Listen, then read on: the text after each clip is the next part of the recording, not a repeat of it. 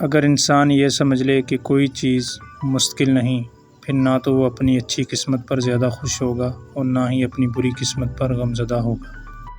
نیک خو ہونا تمام حکمت کا خلاصہ ہے۔ اس سے امن اور سلامتی حاصل ہوتی ہے اور دوسروں کے لیے دل میں محبت پیدا ہوتی ہے۔ میں اس لیے رنجیدہ نہیں ہوتا کہ میرے پاس ایسی کوئی چیز بھی نہیں جس کے تلف ہونے کا مجھے غم ہو۔ ہمارا دماغ ہی سب کچھ ہے۔ جو تم سوچتے ہو وہی تم بنو گے۔ سوال کا سمجھ آ جانا ہی آدھا جواب ہے۔ جو شخص خود اپنے اوپر حکومت کرنا نہیں جانتا، یاد رہے کہ وہ ہمیشہ دوسروں کا غلام ہی رہے گا۔